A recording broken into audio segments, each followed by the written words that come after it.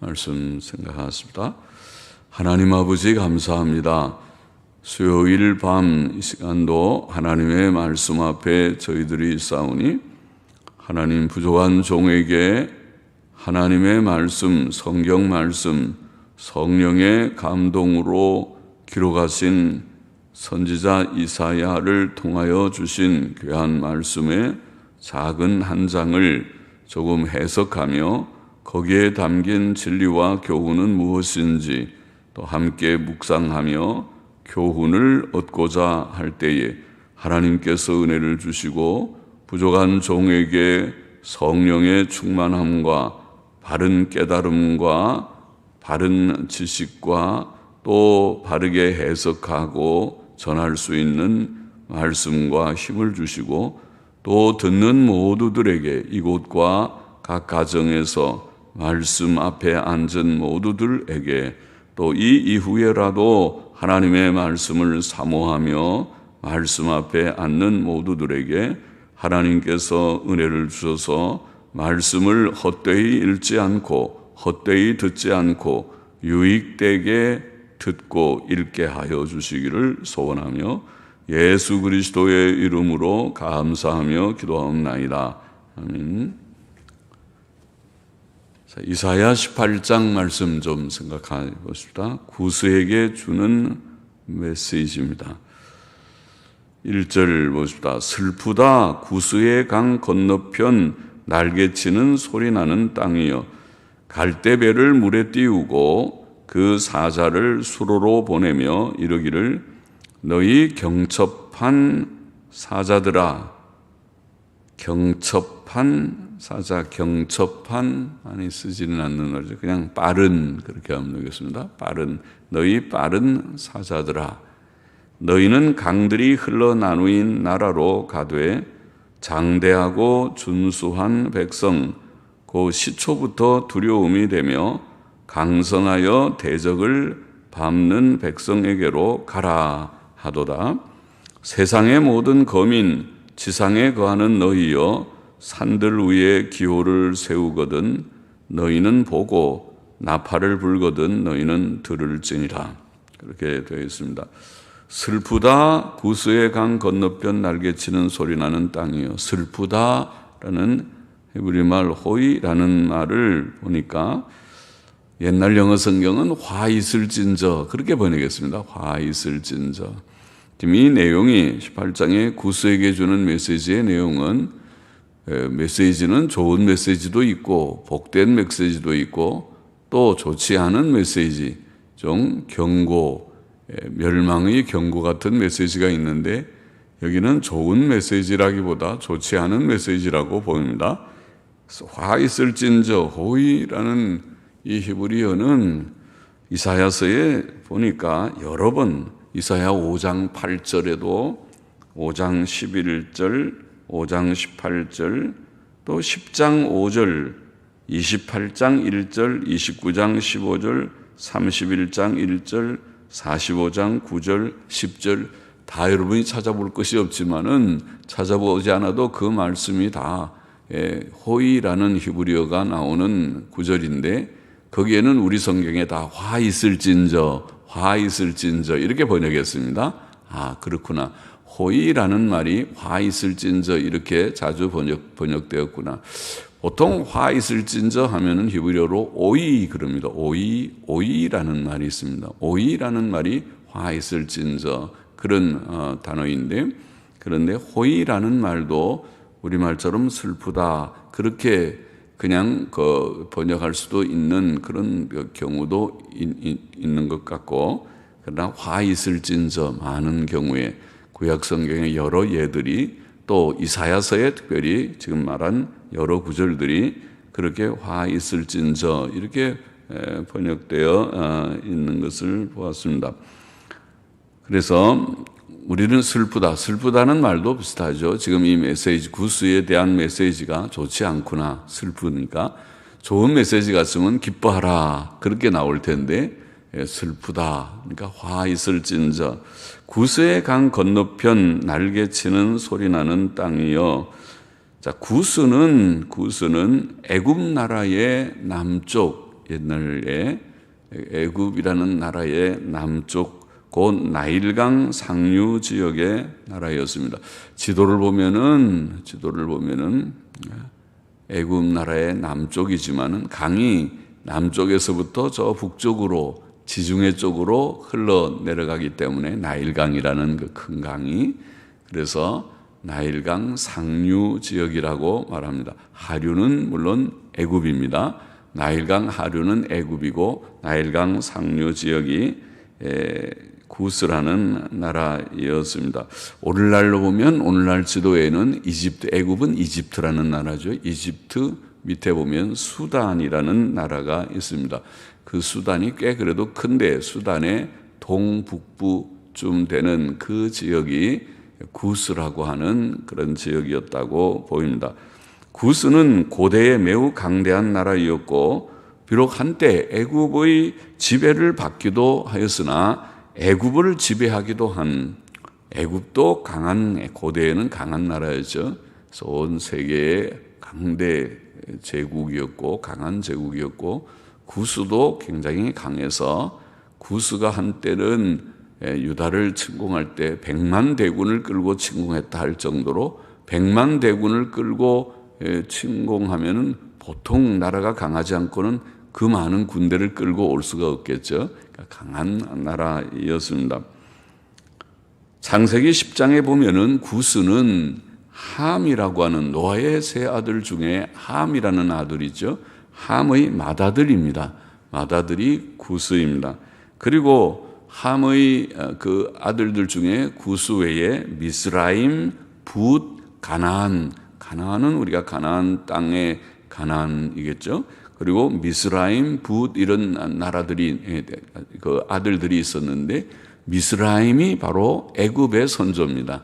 애굽을 히브리 말로 미스라임 그렇게 부릅니다. 그래서 미스라임의 자손들이 애굽인이고 그리고 맏아들 구스의 자손들이 바로 구스라고 하는 나라를 형성했다고 보입니다. 선지자는 구스의 강 건너편 날개치며 소리나는 땅이라고 본문에 표현합니다. 본문의 구스의 강은 나일강 상류를 가리킨다고 보입니다. 나일강은 세계에서 가장 긴 강이죠. 긴 강으로 유명합니다. 강의 길이가 6,695km라고 우리가 책들에 보면 나와 있습니다. 6,695km. 세계에서 아주 긴 강들이 많지만은 브라질의 아마존 강은 6,516km, 조금 작죠, 더 짧죠. 중국의 양쯔 강도 굉장히 긴데 6,300km라고 합니다. 다 긴 강들이죠. 6,000km가 넘은 엄청 긴 강이죠. 우리나라는 저 북쪽에서부터 남쪽까지 다 합쳐도 몇 킬로 됩니까? 한 400km 됩니까? 그렇게 되는 나라인데 6,695km면 엄청 긴 강이죠. 자, 날개치며 소리나는 땅이라는 표현은 날개 그늘 아래 있는 땅, 옛날 영어 성경은 날개 그늘 아래 있는 땅, 즉 그렇게 보면 비교적 평안한 땅 이런 뜻 같고, 날개 그늘 아래 있는 땅, 평안한 땅 이런 뜻 같고, 근래의 영어 성경들은 좀 다르게 우리말이랑 비슷하게 날개치는 땅, 우리가 날개치며 소리나는 땅은 그것은 좀 평안한 땅보다 뭐가 활발하게 막 활동하는 그런 뜻이죠. 그래서 날개치는 땅 이렇게 번역했는데 그것은 무역이 활발한 땅이라는 뜻일 것입니다. 구스는 주전 2000년에 이미 존재했던 나라로 고대의 지중해와, 여러분 지도를 보면 바로 그 나일강과 더불어서 구스가 접한 그런 오른쪽에 홍해라고 하는 그 큰 바다가 있죠. 홍해를 타고 쭉 올라가면 그것이 지중해로 통하는 그런 것이 됩니다. 그래서 그 지중해하고 또 근동이라고 하는 유럽 사람들이 볼 때는 동쪽에 가까이 있는 동쪽에서 이스라엘이나 애굽이나 또 이런 그런 시리아나 이런 지역들을 근동이라고 부르는데, 근동과 또 아프리카, 이 세 지역에 지중해, 근동, 아프리카 이런 문명의 교류가 구스 같은 나라를 통해서 많이 이루어졌다고 보입니다. 이런 고대의 문명 교류의 중심지 역할을 했고, 구스인들은 백과사전에 보니까 농업, 예술, 정치, 종교, 금속, 공업 등의 지식을 가지고 서로 교류했고 또 무역의 중심지이었다고 합니다. 그러니까 대단한 그런 나라죠. 고대의 구스는. 나일강은 애국뿐만 아니라 구스 사람들에게로 연결하는 수로요 주요 통로이었습니다. 나일강 하류에 자생하는 파피러스 나무들은 배를 만드는 좋은 제목이었다고 합니다. 선지자는 구스를 강들이 흘러 나누인 나라라고 표현합니다. 구스는 나일강의 큰 두 지류가 합치는 곳입니다. 나일강 상류에 보면 큰 두 강이 합쳐서 나일강이 되는데 그 두 큰 강을 오늘날 지도책에 보면 백나일 혹은 청나일, 백나일은 흰 나일이란 말이고 청나일은 푸른 나일이란 말이 파란 나일이란 말인데 그 두 나일강 이름을 두 개를 그렇게 부릅니다. 백나일강, 청나일강. 이 두 지류가 합쳐서 나일강이 돼서 흘러내려갑니다. 여기 오늘 본문에 구스는 강들이 흘러 나누인 나라 이렇게 표현했습니다. 그래서 바로 그 지역을 말하는구나. 그것은 오늘날 수단이라는 나라에 해당합니다. 선지자는 또 구스를 장대하고 준수한 백성, 그 시초부터 두려움이 되며 강성하여 대적을 밟는 백성이라고 표현합니다. 과연 구스는 고대에 일찍부터 힘이 있고 번성한 나라이었습니다. 구스의 멸망에 대한 소식은 그러므로 그 당시에 온 세계의 모든 거민들에게 알려질 만한 뉴스거리였습니다. 빠른 사자를 보내어 구스에게 멸망의 소식을 전하라는 말은 구스 사람들의 회개를 촉구하는 뜻이 있고 또 아울러 유다 사람들이 구스를 부러워하거나 의지하지 말라는 뜻도 들어있다고 보입니다. 그렇죠? 그래 큰 나라는 사람들이 의지하려고 하겠죠. 오늘 우리나라가 옛날 역사도 그렇고 오늘날도 마찬가지지만은 전부 주위에 있는 큰 나라들 중국을 의지하려고 하는 그런 친중 세력들이나 또 일본을 의지하려고 하는 옛날에는 친일 세력들이나 또 미국을 의지하려고 하는 친미 세력들이나 그런 소위 사대주의적인 사상을 가진 자들이 많이 있었던 것과 같이 그 당시에도 그랬겠죠. 그래서 그러지 말아라. 하나님을 믿는 사람들은 하나님을 의지하고 바라봐야지 구스를 바라보고 애굽을 바라보고 또 아람이나 아수르를 바라보고 바벨론을 바라보고 그렇게 하지 말라. 이런 뜻이 있다고 봅니다. 4절 보십시다. 여호와께서 내게 이르시되 내가 나의 처소에서 종용히 감찰함이 종용히라는 말은 조용히라는 그런 한자 표현이죠. 한자로 종용히 오늘은 우리가 조용히 그렇게 읽으면 되고 감찰함이 쬐이는 일광 같고 햇볕 같다는 말이죠. 일광 햇볕 같고 가을 더위에 운무 같도다. 운무는 구름이죠. 가을 더위에 구름 같도다. 추수하기 전에 꽃이 떨어지고 포도가 맺혀 익어갈 때에 내가 낫으로 그 연한 가지를 베며 문맥적으로는 내가 이제 하나님이 말씀하시니까 자연스러운데 원문에는 특이하게 그가라고 3인칭으로 나오더군요. 그가 낫으로 그 연한 가지를 베며 물론 그는 하나님이십니다. 그러니까 내가 그래도 문맥이 통합니다. 그가 낫으로 그 연한 가지를 베며 퍼진 가지를 찍어 버려서 산의 독수리들에게와 땅의 들짐승들에게 끼쳐 주리니 산의 독수리들이 그것으로 과하하며 과하라는 말 많이 안 쓰죠. 땅의 들짐승들이 다 그것으로 과동하리라. 그거는 지금도 쓰고 있지만 과동이라는 말은 덜어 쓰죠. 과동, 겨울 난다는 말이죠. 겨울을 나며 그러면 과하 그러면 여름을 나는 거로구나 한자를 알면 과하, 여름, 하자르구나. 여름을 나고 산의 독수리들이 그것으로 과하하며 여름을 나며 땅의 들짐승들이 다 그것으로 과동하리라 하셨음이니라. 자, 이사야는 심판자 하나님을 자기 처소인 하늘에서 죄인들을 조용히 감찰하시는 자로 묘사합니다.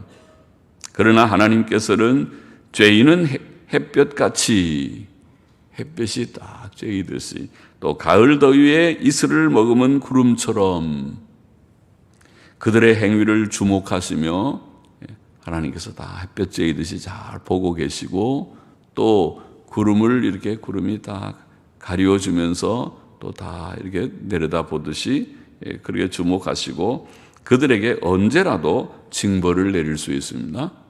그렇죠?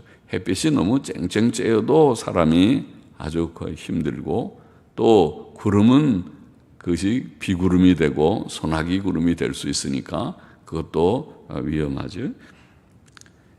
그는 마침내, 이게 오늘 본문에 보면 갑자기 추수 직전에 꽃이 떨어지듯이, 추수를 하려면 꽃이 열매가 되고 그러고 난 다음에 추수를 해야 되는데, 열매가 맺혀서 추수도 하기 전에 꽃이 떨어져 버리면 실패하는 거죠.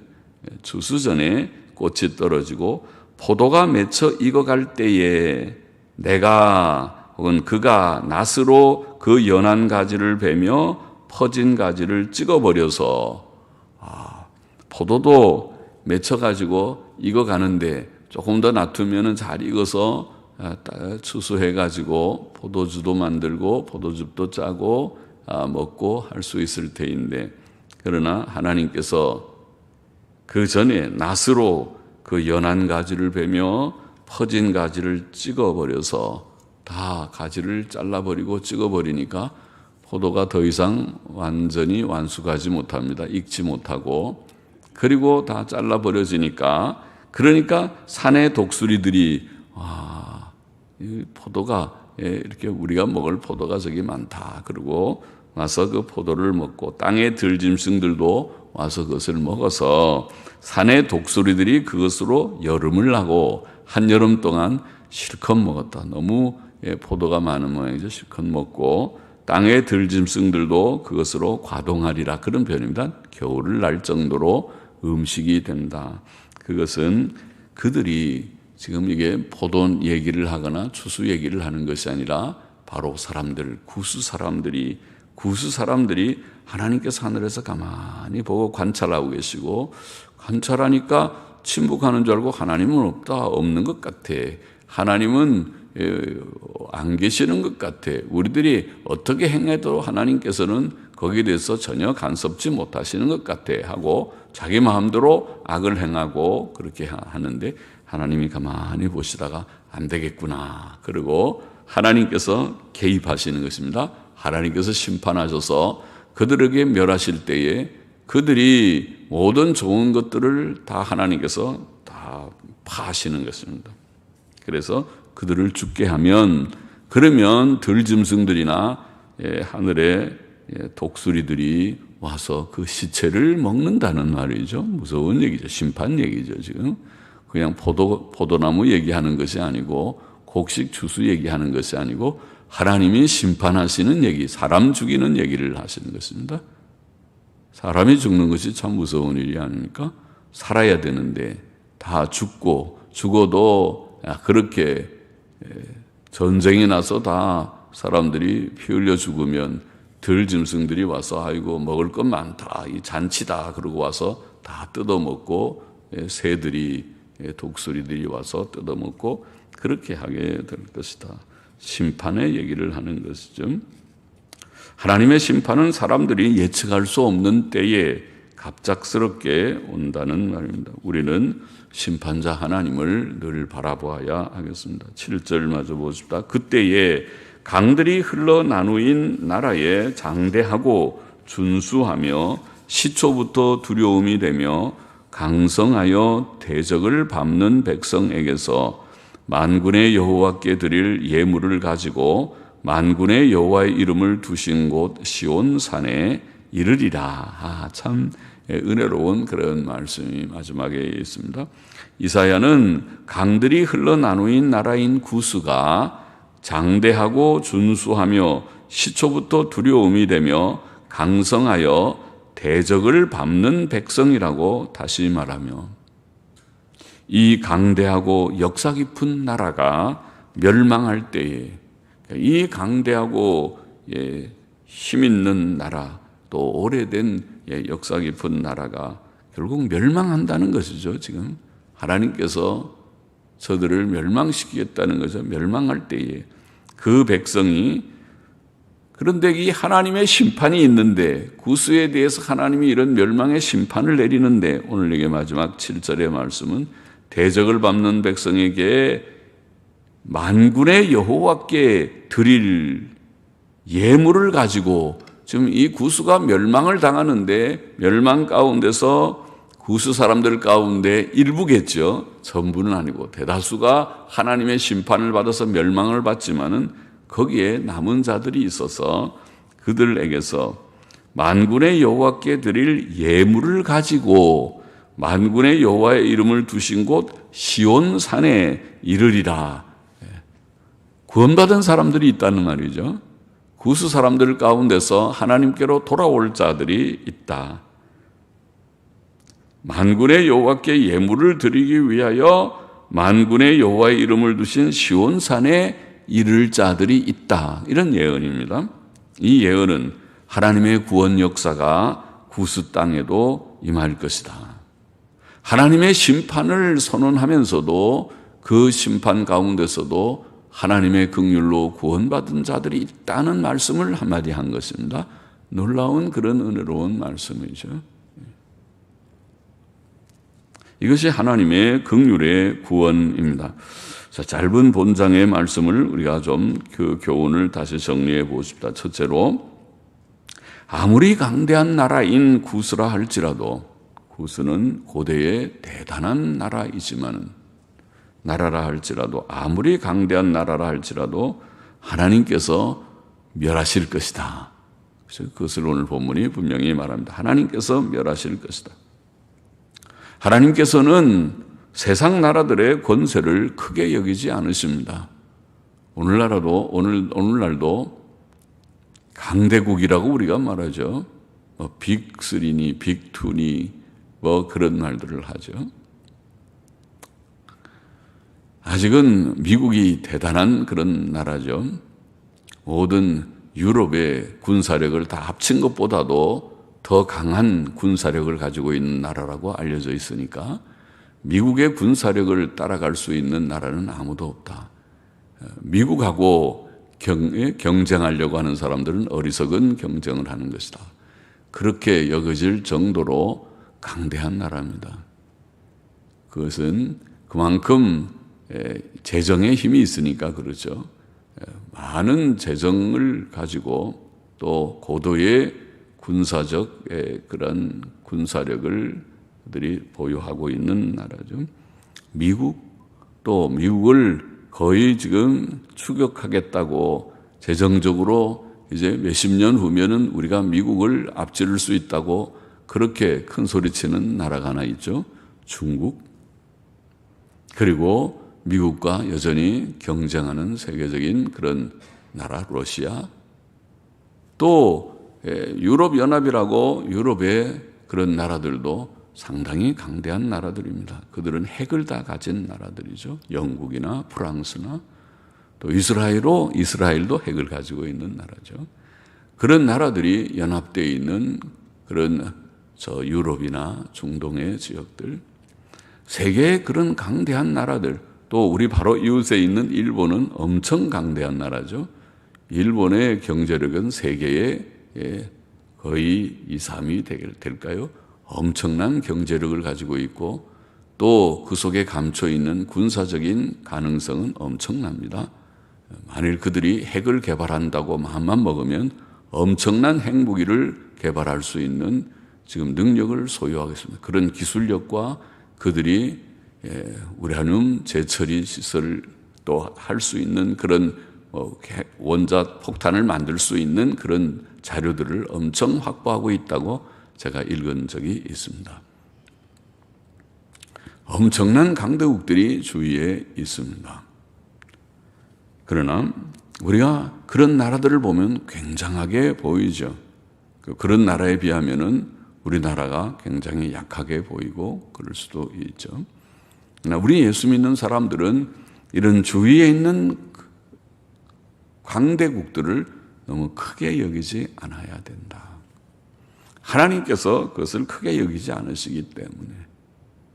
다니엘 4장 35절 말씀을 기억하십니다. 거기 보면 땅의 모든 거민을 없는 것 같이 여기시며 그렇게 말씀했죠. 하나님께서는 땅의 모든 거민들을 없는 것 같이 여기시며 강대국들 대단하게 보이지만은 하나님께서 그것을 무로 돌리시면 그 아무것도 아닙니다. 옛날에는 그보다 더 대단한 나라들이 많았었습니다. 우리가 역사에서 알고 있는 나라들, 성경에 나와 있는 나라들, 애굽도, 아수르도, 바벨론도, 메데파사도, 그 다음에 헬라도, 로마도 그때는 세계적인 제국입니다. 오늘날의 한 지역 나라가 아니고 온 여러 나라들을, 옛날에 로마 같은 나라들, 헬라 같은 나라들은, 특별히 로마 같은 나라는 유럽의 모든 나라들이 다 연합되어 있는 것과 같은 나라입니다. 사실 지금 EU라고 하는 유럽연합은 재생 로마를 꿈꾸고 있습니다. 옛날에 로마를 다시 복원하고 싶어하는 그런 소원을 가진 사람들이 그 가운데 많이 있을 것입니다. 그런 나라들이 한때는 대단했지만은 하나님께서 그것을 다 허물어뜨리실 때 다 지나가는 그런 역사가 되어버렸습니다. 애굽이 오늘날 그렇게 대단한 나라가 아닙니다. 아수르나 바벨론이 오늘날의 이라크고 메데파사가 이란이지만은 이라크나 이란이 그렇게 대단한 나라가 아닙니다. 헬라, 알렉산더 대왕 때 헬라 같은 나라가 그리스지만은 오늘 그리스는 재정 파탄의 나라라고 우리가 알고 있을 정도로 이제는 대단한 나라가 아닙니다. 하나님께서 하실 수 있습니다. 하나님께서는 강대한 나라들을 무로 돌릴 수 있습니다. 미국도 또 중국도 러시아도 일본도 일본이야말로 2차 세계대전 때는 온 세계를 지배하려고 하는 대단한 나라죠. 미국하고 전쟁을 할 정도였으니까 대단한 나라죠. 만일 거기에서 미국을 이겼더라면 지금은 아마 일본 온 제국이 되었을 것입니다. 세계는 독일하고 일본이 지배하는 세계가 되었을 듯합니다. 그런 나라들이지만은 하나님께서 땅의 모든 거민을 없는 것 같이 여기시는 하나님, 하나님께서 하시는 모든 일들은 신기한 것입니다. 또 계속 읽어보면 다니엘 4장 35절에 땅의 모든 거민을 없는 것 같이 여기시며 하늘의 군사에게든지 땅의 거민에게든지 그는 자기 뜻대로 행하시나니. 그러면 이 세계의 역사는 누구의 뜻에 따라 움직이는가? 세계의 역사는 미국 대통령에 의해서, 중국 수석에 의해서, 주석에 의해서 아니요. 그렇게 움직이는 것이 아니고 하나님 세계의 역사는 하나님의 뜻에 따라서 여기에 그는 자기 뜻대로 행하시나니 누가 그의 손을 금하든지 혹시 이르기를 내가 무엇을 하느냐 할 자가 없도다. 그렇습니다. 그 말씀을 우리는 믿습니다. 성경을 믿습니다. 모든 역사를 주장하시는 자가 살아계신 하나님을 믿습니다. 그가 안 믿으려면 아예 하나님을 믿지 마십시오. 하나님을 안 믿는 자입니다. 무신론자입니다. 하나님을 믿는다는 것은 창조자 하나님, 섭리자 하나님을 믿는 것을 의미합니다. 그것은 기본 신앙입니다. 하나님께서 역사를 주장하신다는 것은 섭리 안에 들어있는 개념입니다. 하나님을 믿으십시오. 하나님께로 돌아오십시오. 하나님 없는 삶을 살지 말고 하나님을 인정하는 삶을 사십시오. 그러므로 우리는 세상 나라들의 세력을 의지하지 말고 세상 나라 권력자들도 의지하지 마십시오. 나라의 대통령, 무슨 각계각층의 지도자들, 그분들을 우리가 존중하고 존경하지만은 그러나 그렇게 대단하게 여기지는 마십시오. 왜냐하면 하나님 앞에서 우리가 올바른 생각을 가져야 되기 때문입니다. 세상의 권세자들은 우리나라 대통령이든 또 미국 대통령이나 중국의 주석이든 대단한 사람들이 아니다. 그만 그들이 그 역할을 하는 정도의 사람이다. 이 정도로 알아야 한다는 말입니다. 세상은 참 허무합니다. 인간은 허무하고 그들이 언제 어떻게 죽을지 아무도 모를 것입니다. 하나님만 우리가 바라봐야 하겠습니다. 둘째로 하나님께서는 오늘 본문에 보면 흥미롭게 말씀했죠. 하늘 처소에서, 하늘 처소는 천국이죠. 그의 처소인 하늘에서 온 세상을 감찰하신다. 감찰하신다. 햇볕이 밝게 비치듯이 태양이 온 세상을 다 비추고 있듯이 하나님의 눈이, 하나님의 시선이 우리 모든 세계를 두루 비추고 계신다. 태양보다 더 밝게 각인의 심령을, 각 나라의 형편 처지를 하나님께서는 살피고 계십니다. 잠잠하신 듯 하지만은 하나님이 때때로 가만히 계시니까 하나님이 계시지 않는가 보다. 하나님이 우리가 마음대로 해도 뭐 잘만 되네. 내가 악을 행해도 내가 잘면 형통하고 아주 돈도 잘 벌어지고 평안하고 건강하고 아주 좋다. 그렇게 오만불순하게 생각하는 사람들이 세상에는 많습니다. 그러나 하나님께서 가만히 잠잠하시는 듯 하지만은 다 보고 감찰하시고 하나님의 정하신 때에는 때때로 갑자기 이제 모든 게 다 된 것 같은데 조금 있으면 열매를 거둘 무르익는 추수 때가 된 것 같은데 갑자기 하나님께서 개입하시고 심판하시는 일이 있다. 오늘 본문에 흥미롭게 표현했죠. 그래서 공의로 심판하시고 보응하시고 징벌하시는 하나님이시다. 세상에서 그의 심판을 피할 자는 아무도 없습니다. 그러므로 우리는 심판자 하나님을 바라봐야 한다는 것입니다. 세상 권력 의지하지 말고 하나님만을 의지해야 되고 또 공의로 세상을 심판하시는 그분만을, 하나님만을 바라보고 하나님 앞에서 바르게 살기를 힘써야 됩니다. 그게 우리가 구원받고 하나님에 대해서 알게 된 지식이죠. 그것이. 하나님 중심으로 살아야 됩니다. 그래야 복됩니다. 그렇지 않으면 그게 죄요. 하나님께서 기뻐하지 않으시고 다 하나님께서 우리를 징벌하시고 징책하실 때에는 다 부서집니다. 다 부서집니다. 또 셋째로 우리가 귀한 은혜의 말씀을 읽었죠. 맨 마지막 7절의 말씀. 구스가 패망할 때에 하나님께서 구스를 심판하여서 멸망시키실 때에 하나님을 알고 그에게 예물을 드리며 그를 섬기는 자들이 있을 것이다. 그들이 남은 자들이 분명하죠. 구원받은 자들입니다. 구스의 구원이 있다. 하나님의 심판을 내리시면서도 구원이 있다. 하나님께서 심판하실 거라면 이 세상을 다 심판해버리고 말죠. 끝나버리면 되죠. 왜냐하면 세상이 다 악하니까. 세상에 의인은 없나니 하나도 없으니까 심판하면 되지만은 그러나 하나님의 긍휼로 이 멸망하는 세상, 지옥의 형벌을 받아야 마땅한 세상 가운데서 남은 자들을 두셨습니다. 하나님의 긍휼로 남겨진 자들이 있습니다. 예정된 자들이 있습니다. 그들을 구원하시는 것이 하나님의 구원 역사입니다. 구스에도 감사하게도 남은 자들이 있었습니다. 그것은 구스해 주시는 하나님의 구원입니다. 그들은 예물을 가지고 하나님을 섬기게 될 것이다. 그것은 하나님을 참으로 경외하고 하나님을 이제 아는 자들이죠. 아는 자들이. 그것이 구원이죠. 구원은 다른 것이 아닙니다. 구원은 하나님을 모르던 상태에서 무신론적으로 살던 상태에서 하나님을 알게 되고 돌아오는 것이 구원입니다. 구원은 유일하신 하나님과 그의 보내신 자 구주 예수 그리스도를 아는 것이라고 요한복음 17장 3절인가에 말씀한 말씀이 그것입니다. 구원은 하나님께로 돌아오는 것입니다. 결국 돌아와서 하나님을 섬기는 그것은 인생의 정로를 회복하는 것입니다. 솔로몬은 전도서에서 세상의 모든 일들이 다 헛되다.